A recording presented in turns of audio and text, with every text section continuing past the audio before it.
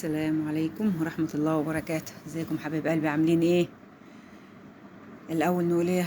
اللهم صل وسلم على بارك على سيدنا محمد وعلى اله واصحابه اجمعين.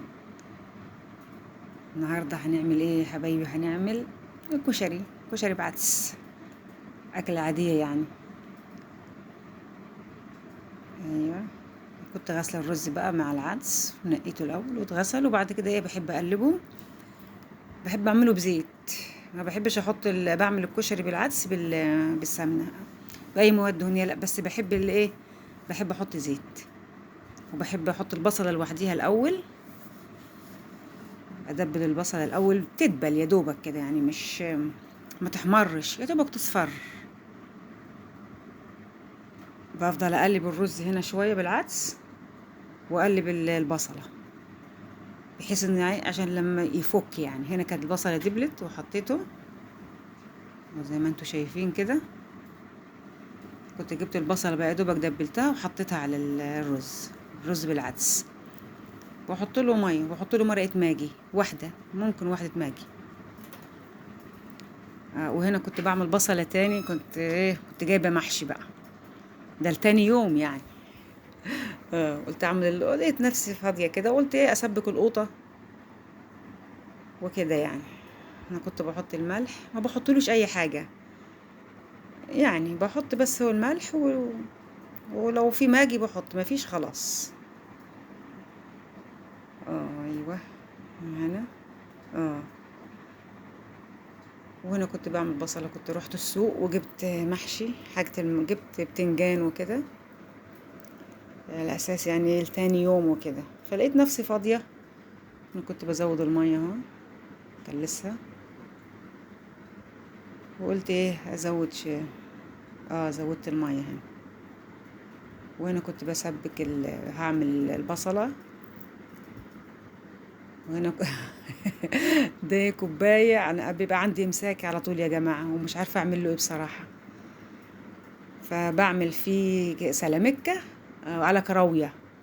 انتوا اكيد عارفين الكراويه والسلامكه اللي كنا زمان بنجيبها للاطفال، كان بيجيبوها لنا زمان اهالينا في الصعيد وفي كل حته.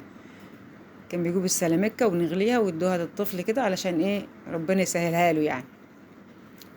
فانا عندي امساك بقاله كتير، كنت عامله عمليه. من ساعه ما عملت العمليه، عملت عمليه فتاء، اسمه فتاء قربي. ده الرز كان خلاص هيستوى، استوى.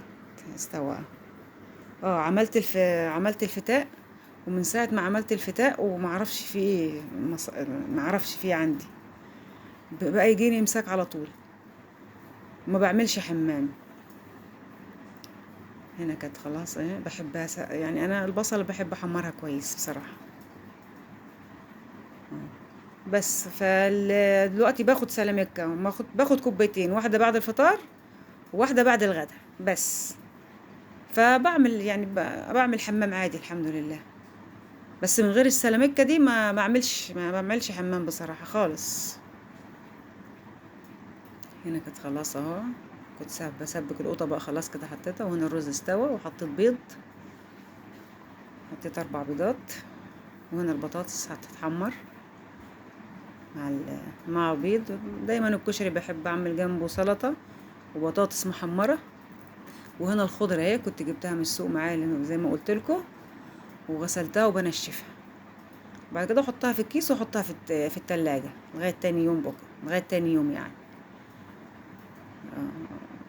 تنشف بقى وتبقى اه هنا ايه بقى؟ هنا البيض كان خلاص، لسه مستواش البيض. وهنا القوطه اهي تسبك اهي.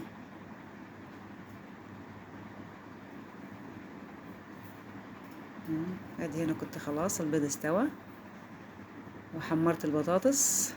وكان عندي انا مخلله زيتون، ودي السلطه، ودي الاطباق اللي هغرف فيها الرز. يا ريت يا حبايبي تعملوا لي، يا رب الفيديو بتاعي يكون عجبكم، تعملوا لي كومنتات وتشتركوا في القناه وتفعلوا الجرس يا رب. ربنا معانا ان شاء الله. بحلم من القناه تكبر. وادي القوطه هنا خلاص اهو، خلاص هتسبك. تنسوش يا حبايبي تفعلوا الجرس والكومنت، وقولوا لي رايكم في الكومنتات يعني. يا رب حاجة تكون تعجبكم ان شاء الله يا رب.